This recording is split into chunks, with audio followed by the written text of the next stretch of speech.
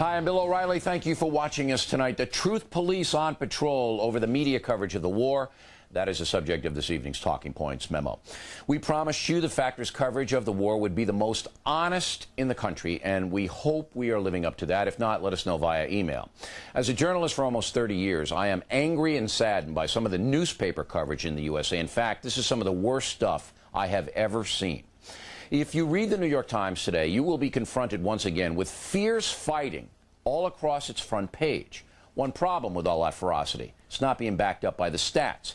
8 days into the war, the U.S. military reports just 14 Americans killed in combat, dead from Iraqi fire, 12 others killed in other circumstances. And the Allies control 3/4 of the country. Now, we grieve for everyone killed in this war. But the truth is that the Allies are fighting a gang of thugs, not organized combat divisions, yet. The thugs are dressed in civilian clothes, even U.S. uniforms. They hide mosques, they hide behind women and children, they execute prisoners. Forget fierce, cowardly resistance is more like it. And then there's the L.A. Times. On its front page today is this headline. Every day gets worse and worse. The subheadline reads, along a busy Baghdad street, struck by missiles, shocked residents mourn and curse the United States. The article was written by John Daniszewski, and the third paragraph tells the story. Every day gets worse and worse. Shahar, a 23-year-old with a bird-like voice, said with a sigh Wednesday, I can't imagine what will be next week. Sahar, who did not want to give her last name, had been assigned by the Information Ministry to guide, translate, and keep an eye on foreign journalists. Can you believe it? This L.A. Times reporter is quoting a woman who works for Saddam about conditions inside Baghdad, and her quote is a page-one headline. Unbelievable. Why don't they just put Saddam's latest press release on the front page, L.A. Times? As we explained yesterday, some American newspapers are trying to bolster their editorial opinions about the war by shading their hard news coverage. Absolutely awful. Then there's the BBC, the British Broadcasting Corporation. One of its own war correspondents has written a letter to the brass accusing his own company of dishonest reporting. We'll have the story coming up. Millions of people all over the world are getting distorted war coverage, and this, of course, hurts America. As far as the Factor is concerned, I have made one mistake so far. I failed to anticipate that the Pentagon would fight a political war in Iraq. I understand why they're doing it. I should have foreseen it. I did not. I apologize for the mistake. But at least it was an honest mistake. And that's the memo. Now for the top story tonight, the latest from the battlefield. Joining us from Washington, a Fox News military analyst, Major General Paul Vallely, and Lieutenant Colonel Tim Eads. All right, General, I got to calm down here. You know, I don't know whether you read the New York Times, the LA Times, but it's not what you're telling me. You know what I mean, General? What I'm seeing in that paper is not what you're telling me. And, well, that's right. I mean, what? No, I do read it, Bill. You're absolutely right. They're not telling it like it is. Does that make you angry as a military guy? Well, you know, you got to understand the source. So as a military guy, you press on with your mission, you get the job done. In this case, we're moving to Baghdad, Bill, and we're going to remove that regime very shortly. All right. What's the most important thing that happened today, General? Bill, good question. Three things, in my opinion, important today. Number one, the insertion of the 173rd Airborne Brigade based out of Vicenza, staged through Aviano and parachuted into northern Iraq. They will be working with the Kurds up there and the Special Operations Forces to secure not only an airfield up there that they can now pass through more troops and equipment, but also to block any of the roads going in and coming out of Baghdad in that northern sector. Second thing is the weather is cleared, better weather. We have a move now by the Marines and by the Army units going into the Baghdad area, perhaps we'll just say at this point in time within 50 miles. So we're ready to go, Bill. We're ready to do it. And the third thing is that the British are just doing a great job down there in the south as well, so our hats off to them. All right. Colonel Eads, what do you think the most important thing that happened today was? I think clearly the most important thing is we're closed within 50 miles of Baghdad. We haven't crossed that red line that we heard about you cross this line and we're going to go chemical. There's a danger in that. The closer we get to Baghdad, and they do pop chemicals, the effect that it's going to have on the Baghdad population as those chemicals potentially blow back into Baghdad. Our forces are protected. They're in some cases in overpressurized vehicles. They're not exactly going to be eating cheese and drinking wine inside those vehicles, but they're going to be a lot better off than the civilians are going to be inside Baghdad. So at some point, as we tighten the noose on Baghdad, we're gonna see those chemicals if they're going to come.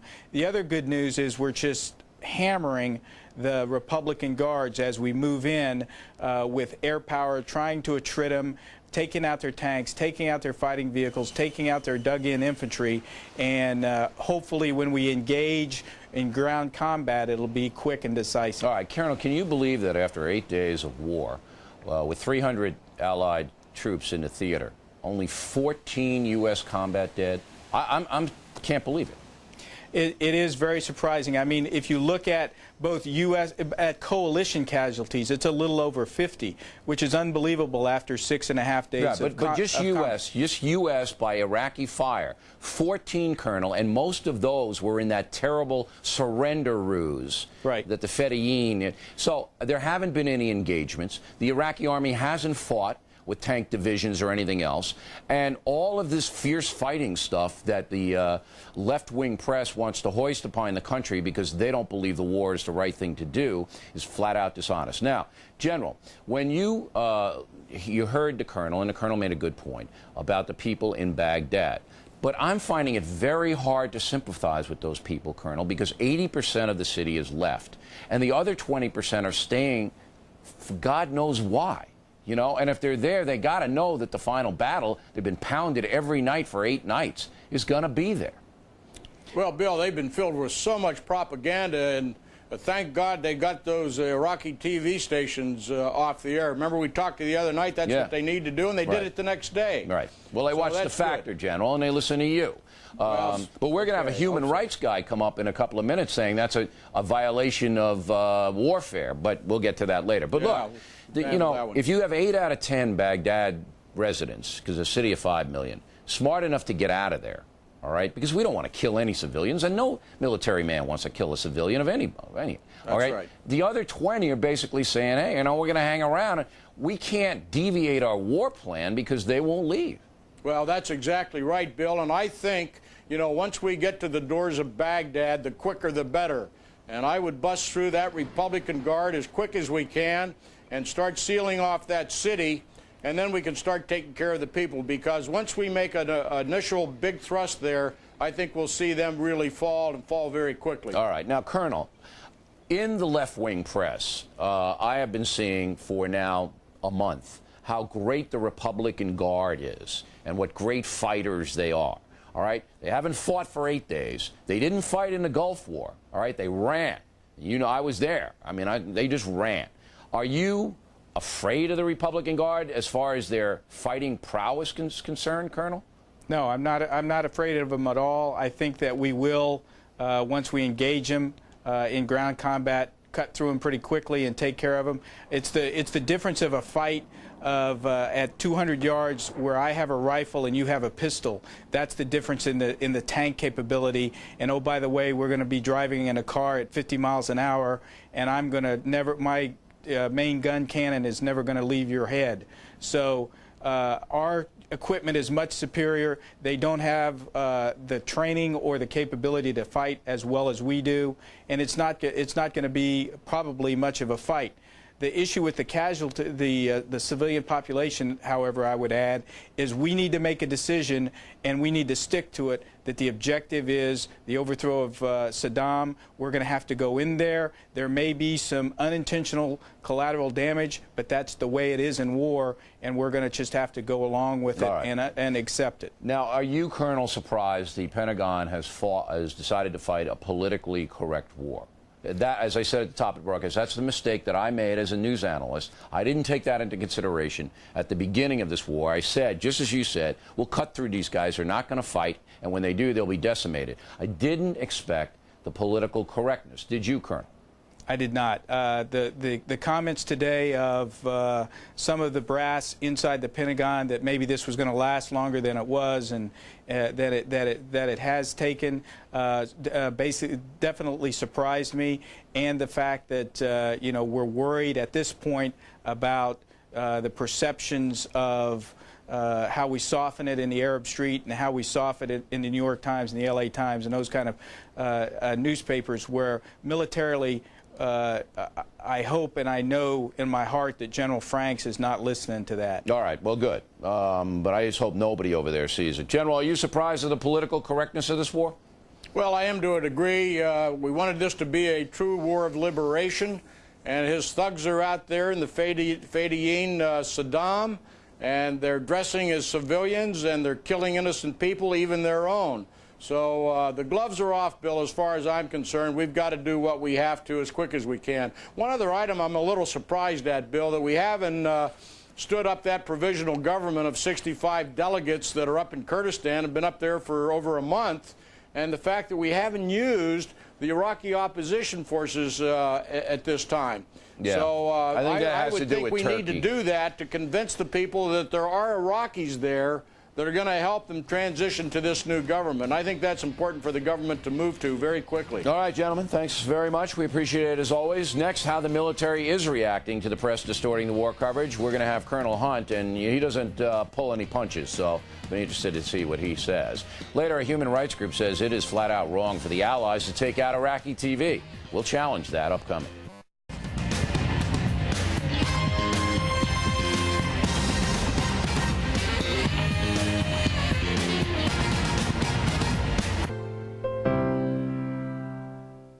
In the Impact segment tonight, in doing my analysis of the war, I rely on the Fox News military analysts, as you just heard two of them, and our guys in the field who really have been excellent. So when I read the newspapers and see the exact opposite of what we are reporting, I get a little anxious. And then I find out the newspaper is distorting stuff, I get angry.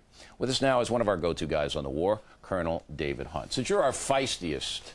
Okay, all right. Okay. You know, I mean, I'm sitting there and I know that the military doesn't read the New York Times and make policy about it.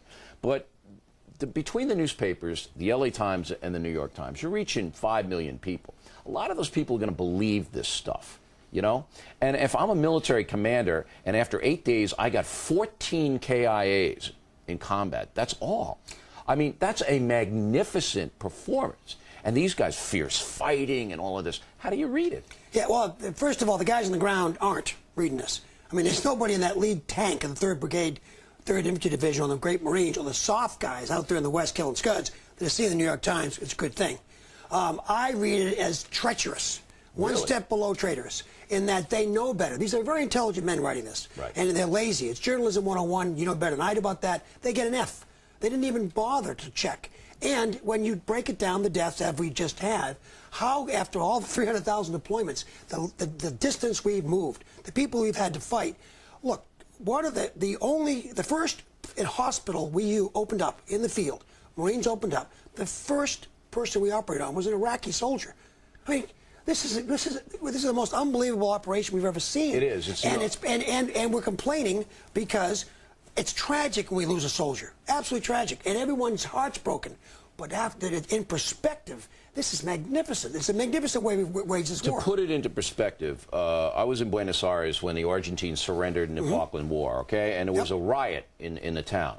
More people were killed in 10 minutes of that riot, all right, than have been killed in 8 days in fighting the Iraqi army. And this is why the distortion is important. Because the elite press has set this up as a wrong thing for Americans to do, that we shouldn't have done this, all right? And because that's their editorial point of view, they're trying to back it up with their news coverage. And we're going to report on how the BBC is doing the same thing. And you said it's treacherous. How do you see that? Why? Explain. Well, because what they're distorting heroic action on the part of men and women of the services to back up their own very stilted point of view. That's treacherous. I mean, here we have a phenomenal fight going on. Phenomenal fight, moving 300 miles. We had units moving through that sandstorm. And then turn around the next day and they say, well, they had this fight. And none of our guys were killed. It was like, rather than say, Marines heroically move on forward, right. They say they're in some kind of horrendous battle, and that's the headline. And the other thing it does is that the New York Times service goes all over the world, all right, goes to all of these things. And they're making these Iraqi fighters out to be heroes. The fierce resistance, the Fedayeen, when they're thugs.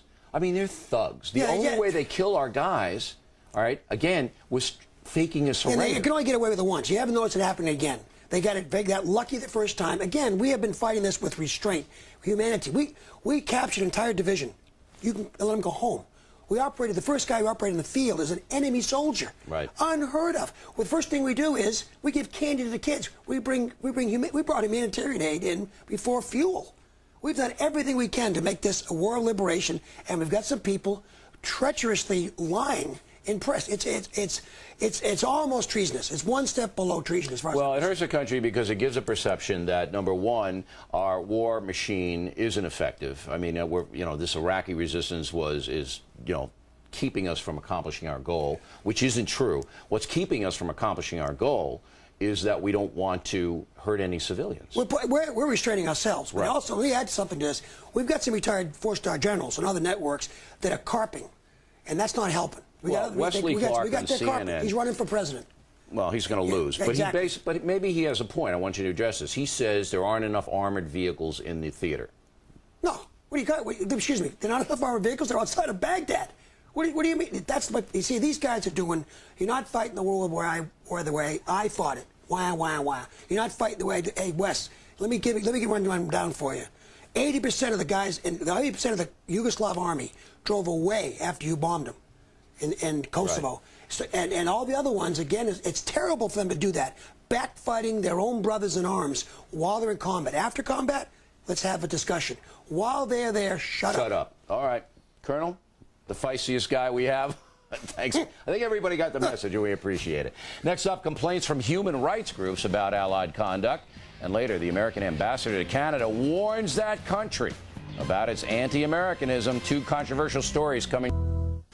Thanks for staying with us. And Bill O'Reilly in the Factor follow-up segment tonight. We told you at the top of the broadcast that newspapers like the New York Times and the LA Times are spinning the war coverage negative. But now shocking charges against the BBC, the British government-run news service. In a letter to the BBC brass in London, its own defense correspondent, Paul Adams, said, quote, "In a set of headlines today, you said that the coalition was suffering significant casualties. This is simply not true. Nor is it true to say that coalition forces are fighting guerrillas. It may be guerrilla warfare, but they are not guerrillas." Mr. Adams is talking about the Iraqi thugs who are shooting their own people, prisoners, and fighting in civilian clothing. Joining us now from Washington is Jackson Bain, former public information officer for the American Forces Network and currently a crisis communication specialist. And David Rennie, the Washington correspondent for the Daily Telegraph of London. I'm stunned, Mr. Rennie, that the BBC gets chastened this way by its own correspondent. How do you feel about it? Well, I wish I could say I was stunned too. I mean, the BBC remains a really professional, a great news organisation, but it's quite clear that if you talk to people inside the Beeb, and I have a lot of friends who work there, they do realise there's this tremendous kind of liberal, instinctive bias that just cuts across the whole network. And I was talking last night to a friend of mine who works for the BBC. It just so happens her boyfriend's a soldier, and she said she hasn't dared to tell any of her colleagues that she's going out with a soldier because they routinely talk about soldiers as kind of murderers and killers and thugs. Is this new? Because the BBC is well respected all over the world and it's broadcast all over the world. Is this new? It is kind of what's always been going on, and I think it's a really sad kind of distortion of what started out as a really good idea, which is having impartial coverage on any subject. And I think that they genuinely, sincerely believe that they're being impartial with their coverage of the war. How can they possibly believe that when their own correspondent is writing them a letter saying you're distorting my coverage? Well, if you take an example of, say, the way that they handle a statement that comes out of a press briefing with Donald Rumsfeld and a press briefing that comes out of Iraq, their idea of being even-handed is to kind of treat each with equal suspicion and disdain. And they see that as kind of taking a midpoint. Of course, to many people, that's kind of crazy to equate the Iraqi propaganda machine. Look, if they want to bash Bush and your Prime Minister, Tony Blair, let them do it. Okay? Let them do it. But if they're going to distort their own reporters' dispatches. But I think that the tragedy here is they don't know that they're doing it. It's just kind of instinctive. Oh, come on, Mr. Rennie. They have to know they're doing it. They should be fired immediately by the government if they don't know what Journalism 101 is. If you went into their offices, not that they would let you into their offices, but you would find yourself in this kind of warm soup of NPR-style liberalism where nobody has a kind of discordant thought. They all think the same way. I think it was really interesting what happened on Sunday. And the British people are funding this organization? Well, I'm afraid that a lot of British people think that way too. There's this kind of latent, sneering kind of anti-Americanism which they pick up. Look at the way that they handled these poor maintenance engineers and supply clerks who got captured on Sunday. As soon as that happened, the way that they reported this, two ways. One was, how dare Donald Rumsfeld talk about the Geneva Convention because of Guantanamo? That's one point you've already covered. The second point was their correspondent was saying the capture of these 15, 12 people may change the course of the war. And the underlying assumption there was that the American people are so cowardly and so kind of frightened of anything happening to an American soldier that they would immediately just throw up their hands and run away. They didn't plot that. That's just their assumption, their instinctive assumption. Well, it's very disturbing. Mr. Bain, how do you see this through American eyes? Well, I mean, we have sort of an unusual perspective, Bill. We have offices, an office in the UK as well as in the United States. And I was speaking with my wife and partner who's in the UK tonight. She just watched the BBC World News, in which there was a really ugly confrontation between an American expert on the Geneva Conventions and Jon Snow, the anchorman of the BBC World News evening report. It was an ugly confrontation that clearly showed that Snow had a very strong bias against the United States, at least in the story about what was happening at Guantanamo Bay. So, I mean, as a matter of fact, the attorney from America had frankly, a good retort to the BBC guy. He asked him if he'd ever actually read the Geneva Convention, and he had to admit he had not. So, I mean, it's that kind of thing that we're seeing regularly. When we go over there, it's like watching the reportage of a different kind of war. Yeah, it is. And it's disturbing because, again, the BBC traditionally is all over the world. See, it's like the New York Times with the game they're playing. You combine all of this elite coverage. But what gets me, Mr. Rennie, maybe you can address this, is that you and every other British subject fund this operation. And yet the operation is not telling you, Mr. Rennie, nor any other British citizen, the truth. Listen, I know you can. I can see how annoying that must be. The thing is that we wouldn't ever want to have a system where the BBC was told how it should report. I think the biggest issue here is the kind of people who instinctively go and work at the BBC from a certain cut of cloth. Now, I work for a conservative newspaper, the Daily Telegraph. Someone like me probably just wouldn't be terribly welcome in the BBC. Right. We have the same thing here. We have the same elite media here that the networks go for certain types. Certainly NPR does, of a certain type of person. Now, how does Tony Blair handle the BBC? Because obviously he's under a lot of pressure in your country, Mr. Rennie, and he's seeing this every day, and he must be furious. He is furious, but in a way it's kind of traditional for any Prime Minister from any party to hate the BBC. By the end of their few years in government, governments always hate the BBC because there is a tradition in British journalism which can sometimes work really well, that you challenge, you're very aggressive in your interviewing and your questioning of any authority figure. Sometimes it drifts way too far into just sheer rudeness, and some people would say that's happening now with Blair, but we certainly are much, much less respectful of our authority figures, and that's all tied up with the way the BBC works with Blair and Bush. Well, Mr. Bain, you're a crisis management specialist, crisis communications. Right. I believe we have a crisis here in America, not on the battlefield right now, but in the court of public opinion around the world. We have demonstrated this time and time again. People cannot get the truth from so-called free countries like Britain and France in the media. What do you do? I have bad news and worse news. The bad news is there's really no such thing as objective journalism anywhere, and the worst news is there's really no such thing as an objective viewer, listener, or reader anywhere. Everybody reads the news or hears it with their own filters, and you know, we all report it as best we can objectively, but that never will be perfect 100% as reporters. So what do? We have some bias that creeps into the choice of words or a single phrase or the choice of a photograph or an image that comes out on our newscast.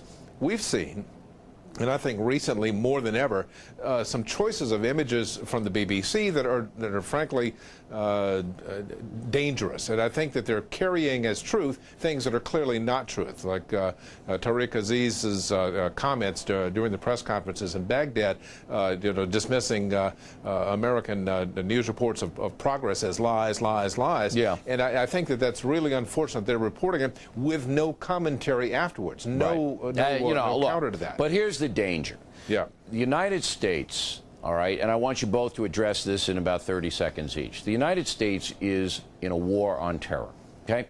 People want to kill us here. And they want to kill us because they're whipped up with propaganda. Now you have legitimate news services like the BBC, the French media, the German media, actually feeding people more propaganda. This isn't Al Jazeera now. Okay, these are the most respected news organizations, including our own New York Times and LA Times here. And this is going to put Americans at more risk. It's going to put us more in danger. I'll give you the last word here, Mr. Rennie. Go ahead. I would say there's a difference between France and Britain. The French just hate you because they hate you. What's happening with the BBC is kind of liberal self-hatred. We feel best about ourselves when we're mocking our own authority figures and by association your own because we're in an alliance. All right. Mr. Bain, is there any solution that you see in 30 seconds to this? The news director of the BBC said it himself. He said that, you know, we have to recognize that half the British population before the bombing began was against the war. And he said we must recognize that target audience we have to talk to. Yeah. And I think that he's talked to them too much. Well, I got to tell everybody this. I am supporting the United States of America in this war. I hope we win, but I will not distort one single fact that comes in. I promise I will not. Gentlemen, thanks very much. In a moment, is America fighting a politically correct war? We believe it is. Some military people say it is putting our troops in danger. We'll explore that report as the factor continues for you. Time now for the most ridiculous item of the day. Our pal Jay Leno had something to say about Connie Chung last night. I'm Jay Leno. Connie Chung is off tonight. You hear about this? No, what's up? Connie Chung got fired. CNN fired her. Whoa. It's so cruel how she found out. She was watching Fox News. Cruel. Once again, we respect Ms. Chung. She gave it a good shot. Cable news business is brutal. Could be ridiculous. Finally, tonight, the mail continues to pour in at a record rate from all over the world. Bernard Tower, Nottingham, England. I have stopped watching the war coverage on the BBC. Please tell Americans the liberal British media does not speak for all of us. Peter Walters, Melbourne, Australia. O'Reilly, I find you extremely annoying. Even down under, they find me annoying. Your apparent style that confirms the concept of ugly American. Martin Wallace, Sydney, Australia. And Bill O'Reilly, thank God we have access to Fox News. Well, not everybody does. As a former military man, I know that many news outlets here are not portraying the accurate picture. Shaker al-Sania, Kuwait. Al Jazeera TV is playing a dirty game and promoting Iraqi propaganda. Did you know that American products are advertised on that network? I did not, Mr. al-Sania. We will look into that. Jeff Carney, Meridia, Mexico. Media here deliberately and forcefully omit the truth about the conflict in Iraq. As missionaries here, this has been an eye-opener for us. West Layden, Prairie Village, Kansas. Bill, I was an intelligence analyst in Vietnam, and I think Fox News is presenting the most balanced picture of what is going on. You know, I really appreciate that coming from you, Mr. Layden. Thank you very much. Pat Williams, Lynette, Alabama. O'Reilly, this nation's freedom of the press allows you to shoot off your mouth. But if you are fair and balanced, then Elvis is still in the room. Well, thank you very much, Pat. Ed Farrell, Palm Desert, California. Bill, you are absolutely correct when you said that most American Muslim leaders never publicly condemn terrorism by al-Qaeda. Brian Fong, Columbia, Maryland. O'Reilly, why is it that you want Muslims to condemn other Muslims who do bad things? I don't see you asking Christians or Jews to condemn their own when they commit crimes. Situation's a bit different than random crime, Mr. Fong. Al-Qaeda is waging war in the name of Allah against the USA. I hope you see the difference. Irene Welker, Pablo, Montana. Bill, I'm a proud American citizen born in France. Would you recommend I get rid of my accent? I am sorry you feel the way you do about the French. Just a Chirac government with Swelker. I love the accent. Steve Grayson, St. Louis. Mr. O, due to the fact that my fifth grade students are keeping up with current events and learning to think analytically. A no-spin class, Steve. Good job. Brian Stocking, Port Byron.